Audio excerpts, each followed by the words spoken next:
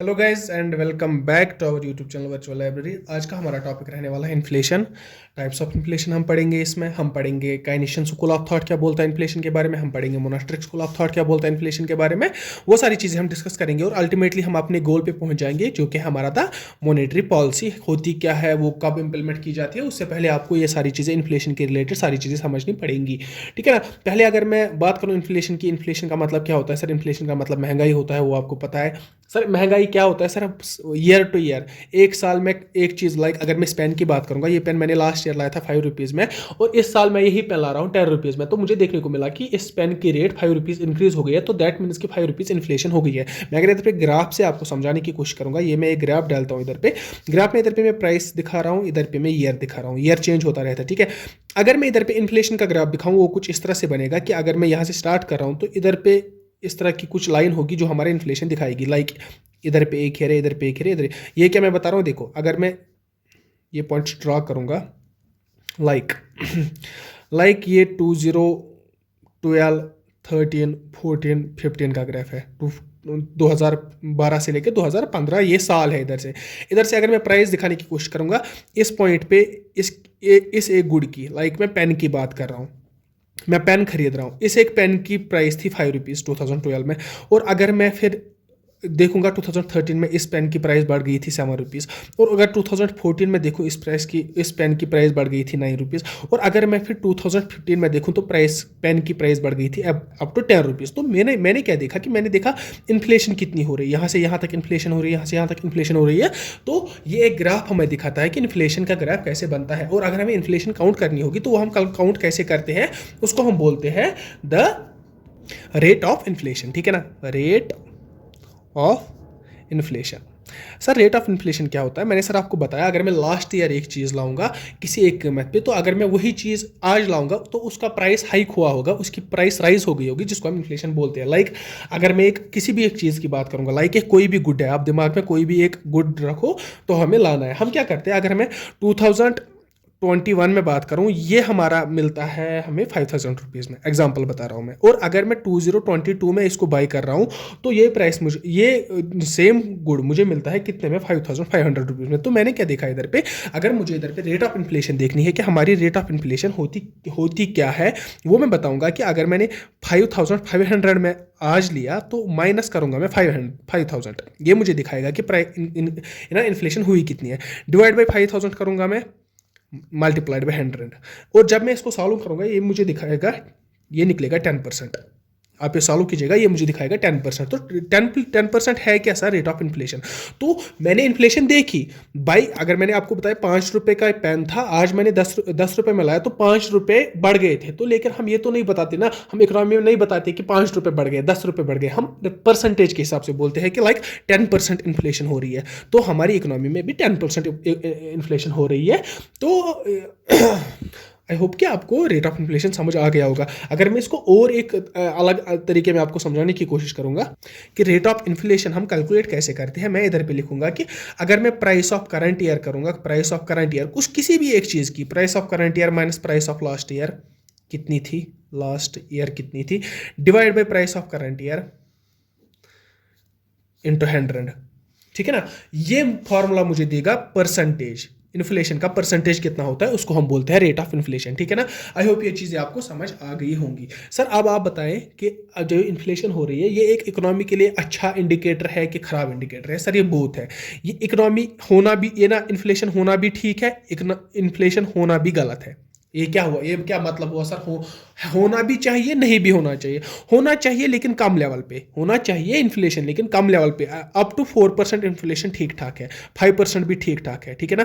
क्यों ठीक ठाक है मैं आपको आगे समझाऊंगा। लेकिन अगर इन्फ्लेशन 50% से ज़्यादा होगी ना, इससे बहुत वायरेबल इफेक्ट्स पड़ते हैं। क्या इफेक्ट्स पड़ते हैं मैं आपको आगे समझाऊंगा भाई, जब हम पढ़ेंगे टाइप ऑफ इन्फ्लेशन। तो हम सीधे आते हैं अपने टॉपिक पे। तो टाइप्स ऑफ इन्फ्लेशन में हमारा जो पहला टाइप आता है वो होता है क्रीपिंग इन्फ्लेशन, ठीक है। क्रीपिंग इन्फ्लेशन सर वो होता क्या है? सर क्रीपिंग इन्फ्लेशन होता है जब एक इकोनॉमी में इन्फ्लेशन हो रही होगी, अप टू 0% टू 4%, 0% टू 4% एक इकोनॉमी में इन्फ्लेशन देखने को मिल रही है। एक साल मैं एक प्रोडक्ट बाई कर रहा हूँ कुछ एक रेट पे, दूसरे साल में उसके 4% ज़्यादा रेट पे बाई कर रहा हूँ, तो वो होती है क्रीपिंग इन्फ्लेशन। इन्फ्लेशन तो हो रही है लेकिन इन्फ्लेशन कम हो रही है, ठीक है ना। दूसरा जो हमारा टाइप है इन्फ्लेशन का वो है वॉकिंग इन्फ्लेशन, ठीक है। वॉकिंग इन्फ्लेशन वो क्या होता है? वॉकिंग इन्फ्लेशन सर वो इन्फ्लेशन, जब इन्फ्लेशन रेट, मैंने अभी आपको बताया कि रेट कैसे निकालते हैं, जब इन्फ्लेशन की रेट 4% से लेके 10% तक आएगी तो उसको हम बोलते हैं walking inflation. Sir walking inflation से हमें क्या पता चलता है? Sir walking inflation acts as an alert mechanism, ये एक अलर्ट मैकेनिज्म की तरह काम करता है। वो गवर्नमेंट को इशारा देता है कि भाई आपकी इन्फ्लेशन ज़्यादा हो रही है, आपकी महंगाई बढ़ रही है, आपको इसके लिए कुछ स्टेप्स उठाने पड़ेंगे जिससे महंगाई कम होगी, ठीक है ना। ये एक इंडिकेटर है। जब तक 0% टू 4% हमारी इन्फ्लेशन रहती है ना, ये ठीक ठाक रहती है और ये होनी भी चाहिए। होनी क्यों चाहिए? क्योंकि जब 4% इन्फ्लेशन होगी तो मार्केट में मनी सप्लाई ज़्यादा होगी। मनी सप्लाई ज़्यादा होने की वजह से क्या होगा कि इन्वेस्टमेंट्स ज़्यादा आएंगे मार्केट में, ऐसी ऐसी चीज़ें आएंगी जिससे हमें ये ज़रूरी होता है कि इन्फ्लेशन होनी चाहिए। वो क्या होता है? 0 टू 4% या कुछ बुक्स लिखते हैं 2% टू 4% इन्फ्लेशन होनी चाहिए, क्योंकि इससे प्राइसेस बढ़ जाते हैं, इससे इन्वेस्टर्स आते हैं और इससे बिजनेसमैन को एनकरेजमेंट मिलती है मोर पैसा कमाने के लिए। आई होप इससे आप समझ गए होंगे, ठीक है ना। वो होता है हमारा क्रीपिंग इन्फ्लेशन और ये रेट अच्छी होती है। लेकिन अगर हम वॉकिंग इन्फ्लेशन की बात करेंगे, वॉकिंग इन्फ्लेशन का मतलब है 4% से लेके 10% तक अगर हमारी इन्फ्लेशन की रेट आ गई है तो वो गवर्नमेंट को एक इशारा देती है, गवर्नमेंट को बताती है कि भाई आप एक काम करो, आप इन्फ्लेशन पे कंट्रोल्स लगाओ, आप कुछ मेजर्स ऐसे उठाओ। वो मेजर्स क्या है? वही है सर मॉनेटरी पॉलिसी। उसी के बाद मॉनेटरी पॉलिसी गवर्नमेंट लगाता है, इसीलिए आपको ये पहले समझना है, आप ये पूरा याद रखिए। अभी वॉकिंग इन्फ्लेशन में क्या होता है? जब इन्फ्लेशन की रेट 4% से 10% होती है तो ये एक इशारा देती है गवर्नमेंट को कि भाई महंगाई ज़्यादा हो रही है। महंगाई ज़्यादा क्यों हो रही है वो हम बाद में देखेंगे, लेकिन महंगाई हो रही है ज़्यादा अभी, ठीक है ना। तो इसको हम बोलते हैं वॉकिंग इन्फ्लेशन, जो 4 टू 10% होती है। तीसरा अगर हम बात करेंगे वो होता है गैलोपिंग इन्फ्लेशन, ठीक है ना। गैलोपिंग इन्फ्लेशन क्या होता है सर? जब अब मैंने आप बोला 10% तक तो हमने पढ़ा, अब 10% से ज़्यादा अगर 50%, या कुछ बुक्स लिखते हैं 10% टू 100%, ऐसा भी लिखा जाता है, ठीक है ना। इसको हम बोलते हैं गैलोपिंग इन्फ्लेशन। गैलोपिंग इन्फ्लेशन क्या होता है सर? गैलोपिंग इन्फ्लेशन उसको हम दूसरा नाम देते हैं हॉपिंग इन्फ्लेशन और जंपिंग इन्फ्लेशन और रनिंग इन्फ्लेशन। ये क्या होता है? इसमें महंगाई बहुत ज़्यादा होती है। आप इन्फ्लेशन के रेट से ही पता कर पाएंगे। देखो अगर मैं बताऊंगा अप टू 50%, मैं इसको थोड़ा सा डिटेल लिखूंगा। मैंने एक चीज़ बाई किया 100 रुपीज़ में, 100 रुपीज़ में एक साल, दूसरे साल में यही चीज़ बाई कर रहा हूँ 50% इंक्रीज हो रहा है, मतलब 150 रुपये में बाई कर रहा हूँ, 50 रुपीज़ का इंक्रीमेंट हो रहा है। ये मैंने 100 रुपीज़ की बात की। जब 1000 रुपीज़ का कोई प्रोडक्ट होगा एक साल में, मैं 1000 रुपीज़ में मतलब सेल ये ना बाई कर रहा हूँ, दूसरे साल में यही प्रोडक्ट में 1500 रुपये में बाई कर रहा हूँ। क्यों? क्योंकि सर 50% इन्फ्लेशन है हमारा, तो उस इन्फ्लेशन को बोलते हैं गैलोपिंग इन्फ्लेशन और ये इकोनॉमी के लिए खतरा है। खतरा कैसे है वो मैं आपको आगे बताऊंगा। तो ये इकोनॉमी के लिए ठीक नहीं है, ठीक है ना। तो वॉकिंग इन्फ्लेशन क्या है? एक मेजर है कि तुम्हारी इकोनॉमी गैलोपिंग इकोनॉमी की तरफ जा रही है, तो उसको रोको। गैलोपिंग इन्फ्लेशन की तरफ इकोनॉमी नहीं जानी चाहिए, ठीक है ना। तभी वॉकिंग इन्फ्लेशन क्या करता है? Act as a indicator to the government that the economy is heading towards the galloping inflation and you need to prevent it, you need to stop it, you need to take the measures by which it can be stopped. Okay, ये एक major बनता है, ये ठीक है। ये एक major बनता है, ये पूरा गलत है, ठीक है। ये नहीं होना चाहिए, गैलोपिंग इन्फ्लेशन नहीं होनी चाहिए। क्यों नहीं होनी चाहिए? मैं इतना स्ट्रेस क्यों दे रहा हूं इन बातों पे, वो आपको आगे समझ आएगा। फोर्थ है हमारा अब हाइपर इन्फ्लेशन। इसी हाइपर इन्फ्लेशन से आपको सारी चीज़ें, ये तीनों चीज़ें अच्छे से क्लियर हो जाएंगी।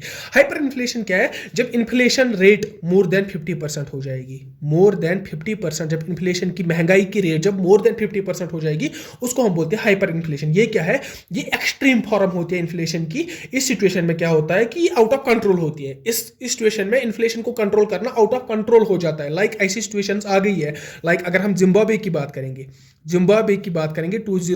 2008 में शायद, यस 2008, जिम्बाब्वे की बात अगर करेंगे 2008, या अगर मैं बात करूंगा जर्मनी की अगर हम बात करेंगे, जर्मनी में 1923 में ये सिचुएशन आई थी। या अगर हम वेनेजुएला की बात करेंगे, वेनेजुएला यूरोप कंट्री, उसमें 2019 में ये कंडीशन आई थी। क्या? Hyper inflation. हाइपर इन्फ्लेशन क्या होता है सर? 50% इंक्रीज होता है इन्फ्लेशन, 50% से ज्यादा इंक्रीज होता है इन्फ्लेशन। वो क्या मतलब होता है? वो मतलब होता है अगर मैं एक साल में 1000 रुपीज का प्रोडक्ट कोई ये ना बाई कर रहा हूं, वही मैं अगले साल 16, 17, 1800 तक मैं बाई कर रहा हूं। इतनी ज्यादा इन्फ्लेशन हो रही है। अब एक खतरा कैसे है वो मैं आपको समझाऊंगा कि मैं क्यों बता रहा था। मैंने आपको क्यों बताया कि क्रीपिंग इन्फॉर्मेशन ठीक है इकोनॉमी के लिए, क्योंकि सर इसमें इंटरेस्ट रहता है। जो बिजनेस कर रहे हैं ना, जब वो पैसा थोड़ा थोड़ा ज्यादा कमा रहे हैं तो उनका इंटरेस्ट बढ़ता रहता है, इन्वेस्टमेंट ज्यादा होती है, तब ये अच्छा है। वाकई इन्फ्लेशन क्यों ठीक, ये ठीक है भी नहीं है, क्योंकि ये एक इंडिकेटर है कि सर आपकी इन्फ्लेशन है वो गैलोपिंग इन्फ्लेशन की तरफ जा रही है, तो इसको रोको। अब गैलोपिंग इन्फ्लेशन और हाइपर इन्फ्लेशन है ना, ये दोनों इकोनॉमी के लिए खतरा है। अभी कैसे खतरा, मैं आपको इन्हीं एग्जांपल से समझाऊंगा। मैं एग्जांपल लूंगा जिम्बाब्वे की, ठीक है ना। अगर मैं जिम्बाब्वे की एग्जांपल दूंगा, जिम्बाब्वे में 2008 में हाइपर इन्फ्लेशन हो गई थी। हाइपर इन्फ्लेशन सर वो क्या होता है सर? 50% से ज्यादा इन्फ्लेशन रेट हो गई थी। सर उससे क्या फर्क पड़ता है और होता क्या है वो तो मैं बताता हूं। मैं अगर एग्जैक्ट परसेंटेज की बात करूंगा ना कि हाइपर इन्फ्लेशन, मैंने बोला 50% से ज्यादा इन्फ्लेशन जो भी होगी उसको हम हाइपर इन्फ्लेशन बोलते हैं। लेकिन अगर मैं जिम्बाब्वे की बात करूंगा ना, वहां पे 90 बिलियन मिलियन परसेंट इन्फ्लेशन हो गई थी। 90 बिलियन मिलियन परसेंट इन्फ्लेशन हो गई थी। ये 50% नहीं है, ये 60% नहीं है, ये 90%, लेकिन बिलियन मिलियन परसेंटेज है। या मैं आपको इस तरह बताऊंगा, अगर एक चिकन लाना होगा ना मुझे उस टाइम पे, अगर 2008 में आप चिकन लेने जाओगे ना जिम्बाब्वे, आपको पता है आपको चिकन कितने में मिलेगा? आप यकीन नहीं करेंगे, 21 करोड़ का उधर पे चिकन बिक गया है। 21 करोड़ का एक चिकन बिक गया है। वो किस वजह से हुआ? क्योंकि उधर पे हाइपर इन्फ्लेशन हो गई। हाइपर इन्फ्लेशन होने की वजह से क्या हो गया? इन्फ्लेशन इतनी ज्यादा हो गई कि जो पावर होता है ना, देखो करेंसी का एक परचेजिंग पावर होता है। ये करेंसी मेरी है, लाइक इधर पे 100 रुपीज इसकी परचेजिंग पावर है। इसकी परचेजिंग पावर इतनी कम हो गई कि इस 100 रुपीज में कुछ आता ही नहीं था। अगर मैं बात करूंगा ना, अगर मैं अपने बचपन की बात करूंगा, मैंने सुना है कि 1 रुपीज में हमारी 4 रोटियां आती थी। और जब मैं बड़ा हूं, जब से मैंने रोटियां लाई है, 1 रुपये में मुझे 1 रोटी मिलती थी। लेकिन आज की बात क्या है? 5 रुपीज में मुझे 1 रोटी मिलती है। यह है हमारी इन्फ्लेशन रेट बढ़ती जा रही है। लेकिन अगर हम जिम्बाब्वे की बात करेंगे, इधर पे 90 बिलियन मिलियन परसेंटेज इंक्रीज हो गई थी हमारी इन्फ्लेशन की रेट। उससे क्या हो गया था? एक चिकन हमें 21 करोड़ उसमें मिलता था। अब आप बताएंगे सर फिर तो लोग चिकन ही नहीं खाते होंगे। नहीं, ऐसा नहीं है। फिर तो क्या हुआ कि जिम्बाब्वे की जो गवर्नमेंट है, उन्होंने पब्लिश करना स्टार्ट किए नोट्स आपको पता है यहाँ पे आपने कितने नोट्स देखे होंगे? अगर इंडिया की बात करेंगे, 10 rupees, 20 rupees, 50 rupees, 100 rupees, 1000 rupees, 500 rupees, 2000 rupees, यही नोट्स है। 2000 मैक्सिमम है, ठीक है ना। 2000 से अलावा कोई नोट ही नहीं है। लेकिन अगर हम बात करेंगे ना इंडिया ना जिम्बाब्वे का नोट उस टाइम पे वैल्यू रखता था। उन्होंने नोट्स छापने लगे थे, वो कितने 100,000,000,000, ये कितना होता है सर? ये $100 मिलियन का जिम्बाब्वे डॉलर्स, ये शायद जिस तरह लिखते हैं WD, जिम्बाब्वे डॉलर्स। ये इतना नोट था। इसका मतलब क्या?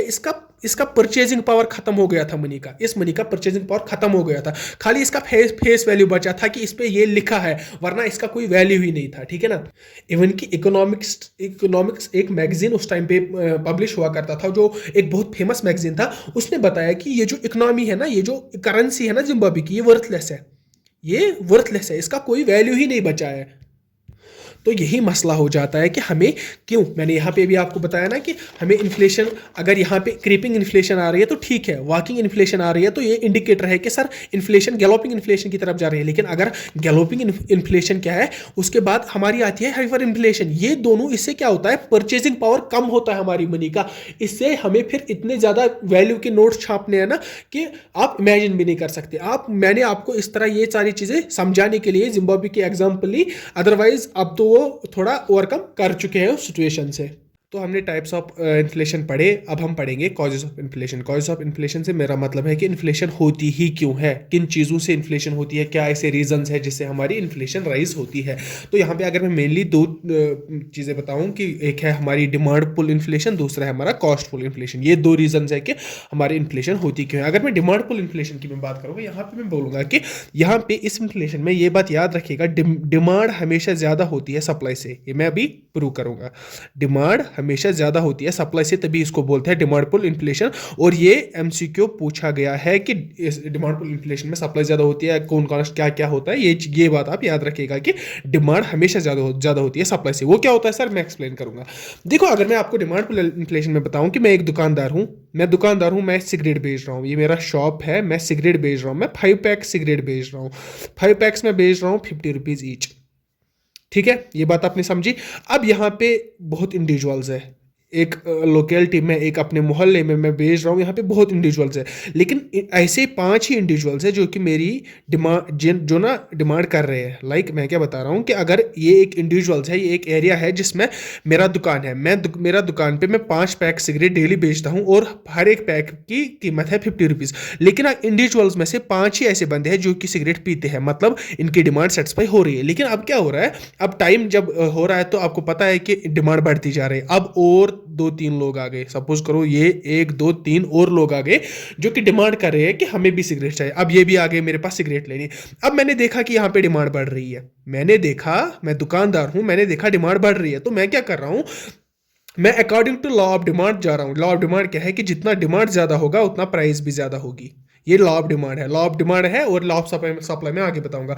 लॉ ऑफ डिमांड क्या बोलता है, लॉ ऑफ डिमांड बोलता है कि जितनी ज्यादा डिमांड होगी उतनी ज्यादा प्राइस राइज होगी। अब उससे क्या होता है कि मैं क्या करता हूं, मैं काम करता हूं, मैं अपनी जो 5 पैक्स है ना, मैं 5 पैक्स ही लाता हूं, क्योंकि मुझे अवेलेबल होते हैं 5 पैक्स ही, मैं 6 पैक्स नहीं ला पाता हूं। Whatever the reason is, मैं 6 पैक्स नहीं ले पाता हूं। तो लेकिन मेरी डिमांड इधर से बढ़ रही है, मेरी 5 पैक्स पहले 5 बंदे लेते थे, अब 8 बंदे जुड़ चुके हैं। अब मेरे पास 8 बंदे हैं जो कि मुझे सिगरेट के लिए बोल रहे हैं, लेकिन मेरे पास 5 है।